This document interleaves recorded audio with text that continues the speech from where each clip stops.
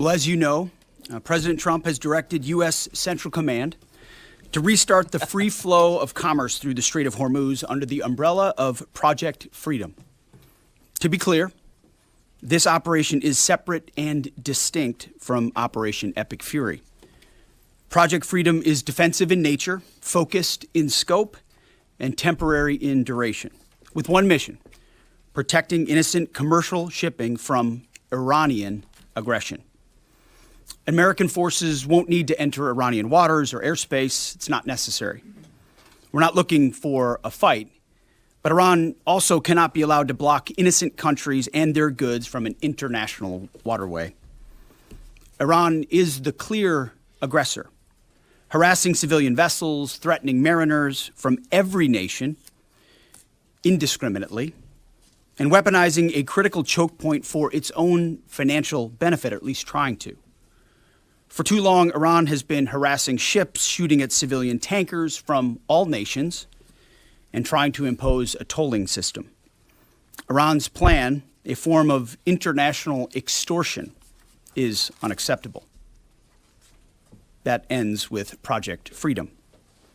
2 U.S. commercial ships, along with American destroyers, have already safely transited the strait, showing the lane is clear. We know the Iranians are embarrassed by this fact. They said they control the strait. They do not. So American ships led the way, commercial and military, shouldering the initial risk from the front, as Americans always do.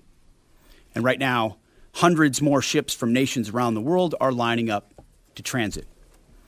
CENTCOM, along with partner nations, is in active communication with hundreds of ships, shipping companies, and insurers. All of these ships from all around the world want to get out of the Iranian trap that they have been stuck inside. As a direct gift from the United States to the world, we have established a powerful red, white, and blue dome over the strait. American destroyers are on station, supported by hundreds of fighter jets, helicopters, drones, and surveillance aircraft, providing 24/7 overwatch for peaceful commercial vessels. Except Iran's, of course, which is why our ironclad blockade remains in full effect as well. In fact, 6 ships tried to run the blockade out of Iranian ports as Project Freedom commenced, and they were all turned around.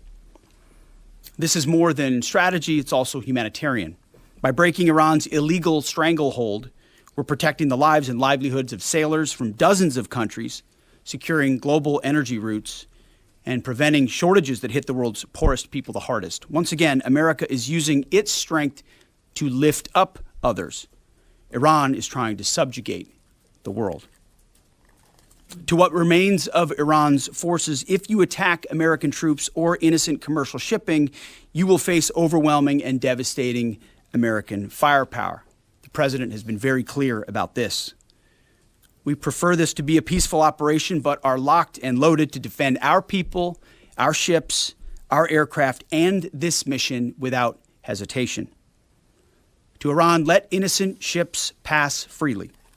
These international waters belong to all nations, not to Iran to tax, toll, or control. To our partners, allies, and the rest of the world, this is a temporary mission for us. As I've said before, the world needs this waterway a lot more than we do. We're stabilizing the situation so commerce can flow again, but we expect the world to step up. At the appropriate time and soon, we will hand responsibility back to you. To the incredible Americans executing this mission right now, simply thank you.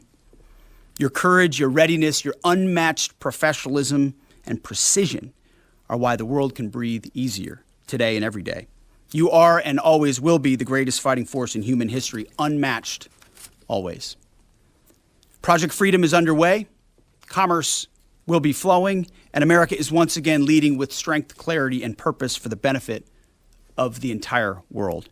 Our will is unshakable. God bless our troops, And God bless the mighty United States Navy as well. Mr. Chairman, over to you. Thank you, Mr. Secretary, and good morning, everyone. Thanks for being here. On Sunday, at the direction of the President, CENTCOM initiated Project Freedom with the objective of facilitating the safe passage of international commercial shipping through the Strait of Hormuz. Over the past 7 weeks, Iran's repeatedly threatened and attacked commercial shipping in the Strait in order to effectively cut off commercial traffic and damage the global economy. By obstructing one of the world's most critical maritime checkpoints, a vital transit route for approximately 1/5 of the global oil consumption, Iran is weaponizing the global supply chain. This action disregards established navigational rights and the law of the sea, and the regime led by the IRGC is effectively attempting to hold the entire global economy hostage. Let me give you an update of the last few days of activities, and if you take a look at the map here, as the Secretary said, the United States has established Project Freedom to open up the Strait of Hormuz. This graphic highlights the kinetic engagements that the Iranians have attempted to make or have taken against the region. The green dots and blue dots show the groupings of commercial, cargo, and tanker vessels. And the United States has established a significant presence over the strait here in order to open up the free flow of commerce, noting the blockade still continues along the eastern flank. The map shows the examples and samples of Iranian attacks against commercial vessels in the strait, as well as the Gulf of Oman and up in the Arabian Gulf. Since the ceasefire was announced, Iran has fired at commercial vessels 9 times and seized 2 container ships, and they've attacked U.S. forces more than 10 times, all below the threshold of restarting major combat operations at this point. You can also see the group of tankers and cargo vessels in the U.S. blockade line, as I mentioned. As a result of Iran's indiscriminate attacks across the region, there are currently 22,500 mariners embarked on more than 1,550 commercial vessels trapped in the Arabian Gulf, unable to transit. In addition to shipping, Iran has continued to deliberately attack its neighbors. Just yesterday, Iran attacked Oman once and the UAE 3 times, including an attack on Fujairah oil terminal, which was successfully defeated. They also launched cruise missiles, drones, small boats at U.S. forces defending commercial shipping in the Straits, and United States Navy MH-60 helicopters and Army AH-64 Apache helicopters successfully defeated those threats. Thus far, today is quieter. Let me describe this defensive operation just a few clicks down for you. As the Secretary said, Project Freedom is designed to protect commercial shipping and help restore the flow of commerce through the strait and sustain freedom of navigation.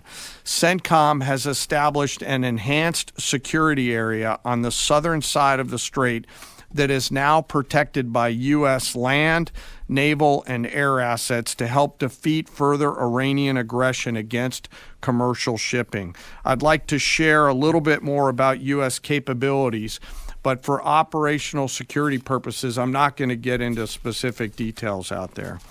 On the surface, guided missile destroyers and other warships are detecting and defeating Iranian threats. This includes fast boats and one-way attack drones.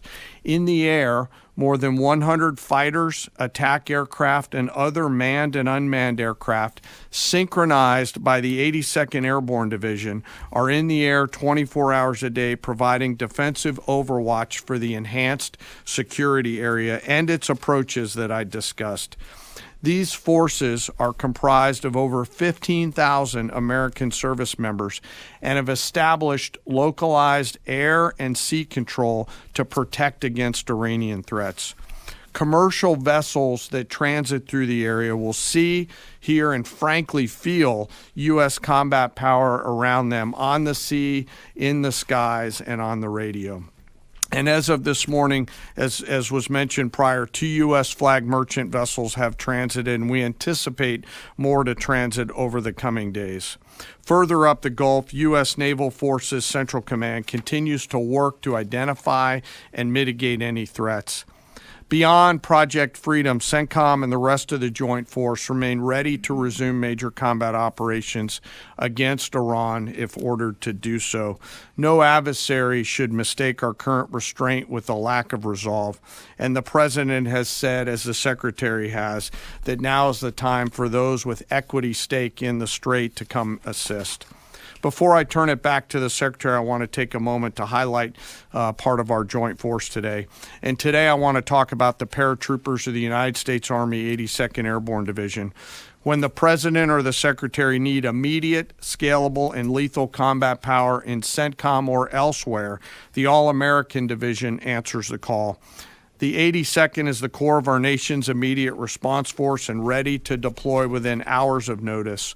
These paratroopers are capable of accomplishing any mission in any environment, constantly training, constantly ready to jump from Air Force aircraft into ground combat and seize key terrain if ordered to do so, just like their predecessors did in Sicily and Normandy in World War II, or to secure or enable the follow-on forces to flow into theater as they did in Grenada or Panama.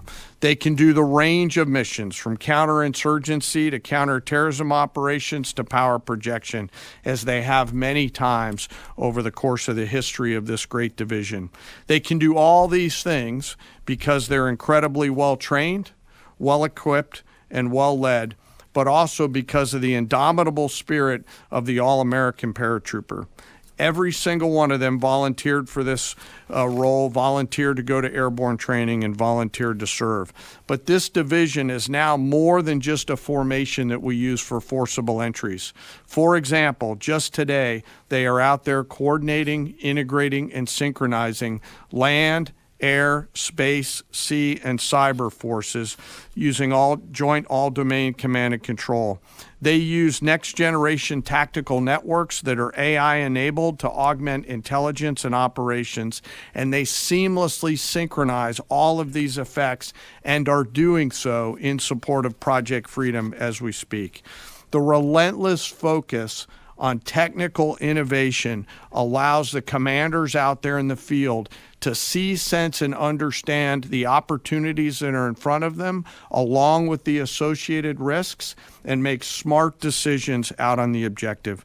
With incredible courage, tenacity, and grit, they are going all the way every day, and whenever the nation calls on them, they are there to answer the call. We are grateful for their service and their leadership.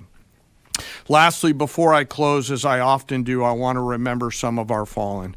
Today, we remember Sergeant William Rivers, Specialist Brianna Moffett, and Specialist Kennedy Sanders of the 718th Engineering Company, U.S. Army Reserves, out of Fort Benning, Georgia. They were tragically killed on January 28, 2024, when attacked by an Iranian-backed proxy force at Tower 22 in Jordan. We continue to carry on their memories. We remember their names. We remember their families. And the Secretary and I are deeply grateful for all of our deployed forces who are out there doing our nation's work. And, sir, with that, I'll kick it back over to you. General Caine, Secretary Hegseth, as I've done any number of times here at a press conference from the Pentagon, we welcome you across America to Bloomberg Radio. Let's listen. Mr. Secretary, do you assess what's left of this small boat fleet to be a significant threat or a nuisance to be managed? And then secondly, what is your message to critics who say that the U.S. doesn't have a strategy in this mission? Well, any threat needs to be taken seriously. And just like those 6 attack boats that the chairman mentioned were taken seriously and dealt with before there were any real threat to the American military vessels that they were approaching. And that is small craft like that are all that Iran has left. Their ability to close with a destroyer of the capabilities that we have is limited, but we're going to take it very seriously and kinetically, quickly. We're not going to allow a threat to gather. And I can tell you, even from just this morning, the strategy remains laser focused. In fact, what I think you see from Project Freedom is that we're not allowing ourselves to get distracted. This is a separate and distinct effort, temporary in nature, that we plan to hand over to the world. The world has expressed a desire to be a part of this. As is often the case, or maybe almost always the case, American leadership is required So the president was willing to undertake this, send commercial ships through, send destroyers in, provide this red, white, and blue bubble of protection, and encourage the world to step up. Because ultimately, this waterway is, as I said, far more crucial to the rest of the world, and they need to have the ability to defend it. So I think this is a reflection of a laser-focused strategy, actually, right here. Morning, Mr. Secretary, Mr. Chairman. David Zia, Real America's Voice. I wanted to ask you, of any of the fast boats that have been either sunk or identified, are there any armaments larger than, say, small, AK-47 type stuff, or any anti-ship cruise missiles identified? And my second question is, if there's a divide between the IRGC and Tehran, is there a way to get Tehran to agree to let us go after the IRGC that is doing these attacks without violating the ceasefire? Well, right now, anything coming at our crafts, regardless of what's on it, has to be defended against, and that's the case. I don't know what the exact armaments were on those fast boats. Small arms, nothing significant on the fast boats. Rifles or small machine guns. There were some small coastal cruise missiles shot down as well. So there's some frothiness in the beginning aspects of this that were dealt with very directly by our destroyers, and we're communicating both overtly and quietly to the Iranians to allow this defensive operation to happen on behalf of the world. There are some actions the IRGC takes sometimes that are outside the bounds of what maybe Iranian negotiators would like. That's their job to rein that in and ultimately create a condition for a deal, right? That's not something I talked about in these remarks, but that's happening in real time. Iran has an ability to make that deal. But what we're demonstrating with Project Freedom is they don't control the strait. I mean, we know Iran is embarrassed by the fact that our blockade is holding, and we can run ships through, and we're going to help the world run ships through. And if they hold it at issue, the whole world knows who's doing it. It's not us. We're willing to open it up. It's Iran, and that creates a dilemma for them. We hope they make a deal. Yes. Thank you, sir. My first question is for General Caine. Mary Margaret with the Daily Wire. You said that the attacks by Iran so far are below the threshold of restarting major combat operations. What is that threshold? And then for Secretary Hegseth, are there still concerns about mines in the Strait? And can you kind of clarify these reports of kamikaze dolphins that we've heard about? I haven't heard the kamikaze dolphin thing. It's like sharks with laser beams, right? The threshold of restarting is a political decision above my pay grade. What I'll say is it's low harassing fire right now. It feels like Iran is grasping at straws to try to do something across the southern flank. To your question, David, their command and control structure remains very fractured, and I think they're struggling to maintain control down echelon at the edge, but it's still pretty low-level kinetics at this point in time. And I can't confirm or deny whether we have kamikaze dolphins, but I can confirm they don't. Ultimately, any follow-on effort, if there are mines identified, would be something that some of our units could undertake or the world could undertake. But right now, we know we have a lane of safe passage that commercial shipping can flow through. Thank you, Secretary Hegseth. Last 24 hours or so, Iran's fired at us. We fired at Iran. Just going to ask you more directly, is the ceasefire over? No, the ceasefire is not over. Ultimately, this is a separate and distinct project, and we expected there would be some churn at the beginning, which happened. And we said we would defend and defend aggressively, and we absolutely have. Iran knows that. And ultimately, the president's going to make a decision whether anything were to escalate into a violation of a ceasefire. But certainly we would urge Iran to be prudent in the actions that they take to keep that underneath this threshold. This is about the straits. This is about freedom of navigation. This is about international waterways.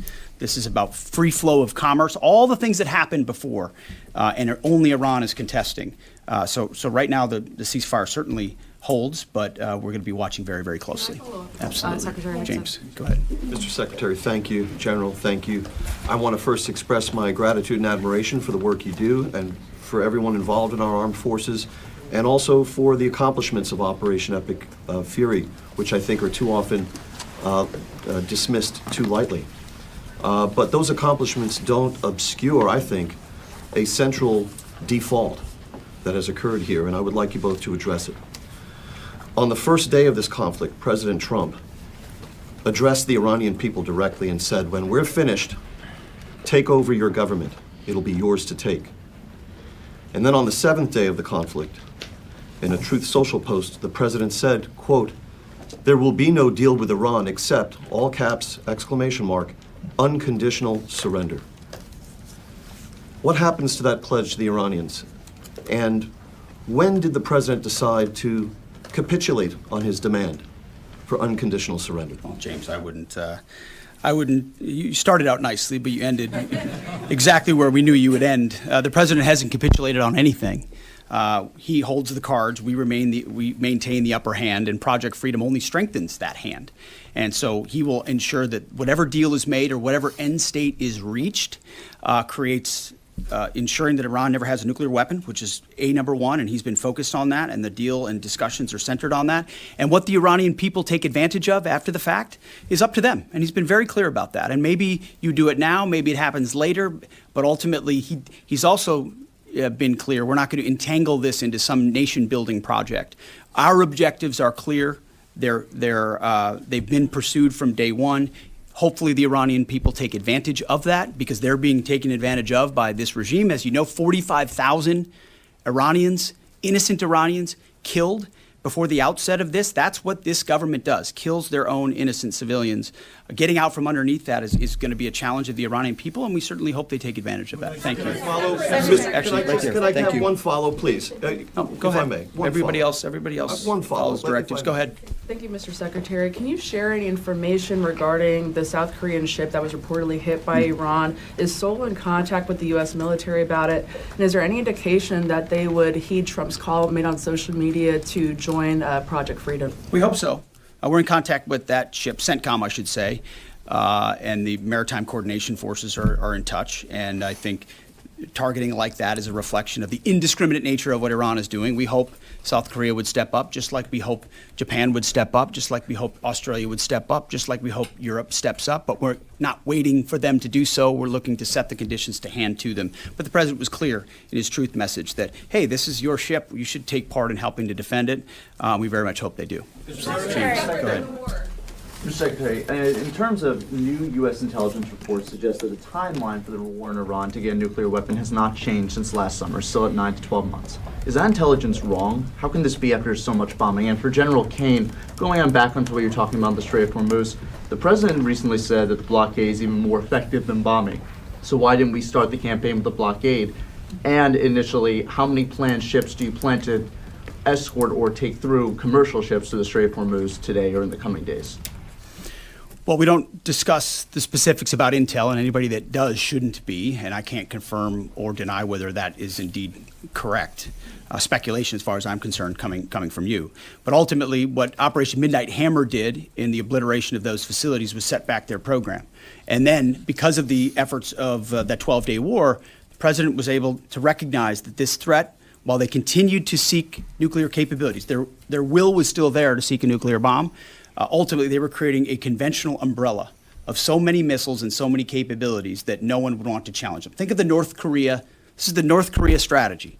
We have so many conventional capabilities, you won't do something about it, and underneath that, we're going to develop more nuclear capabilities. So the will was still there. President Trump had the courage to say we have to dismantle and take on those conventional capabilities while the nuclear facilities are watched 24/7 and overwatched, and we will ensure one way or another, hopefully Iran chooses a deal, that they give up those ambitions, give up those capabilities, and we're able to confirm that every step of the way. So that has been, President Trump's been focused on it. He's set them back like no other president. He ripped up the terrible deal that would have given them a bomb. He took care of it in Midnight Hammer. We're watching it right now, and ultimately feel good about the fact that the end state will ensure that Iran never has a nuclear weapon. Go ahead. Sir, I'll let CENTCOM talk to the number of ships they're going to take through because they're the nearest ones to talking to the commercial shippers, and I don't want to get out in front of them. On the order and sequence around the military objectives, that's a decision the President and the Secretary go get us at, and at the time we were focused on the primary objectives that were in front of us. Thank you. Ryan Morgan with the Epic Times. On Friday, President Trump notified Congress that the hostilities that began on February 28 had terminated. That came on the deadline of the 60-day war powers deadline. Will this administration be seeking congressional approval for further military operations if the ceasefire breaks down? Our view is the one you described, that ultimately, with the ceasefire, the clock stops. If it were to restart, that would be the president's decision. That option is always there, and Iran knows that, and that's why, their choices in Project Freedom are important. The president retains the opportunity and the capabilities, more capabilities than we had at the start of this, to restart major combat operations if necessary. If Iran is not willing to follow through on its side of the bargain or make a deal, then the War Department is postured, locked, loaded, and ready to go. We hope it doesn't have to go in that direction, but Admiral Cooper and our forces are in a three-point stance and ready to go. Yeah, last question.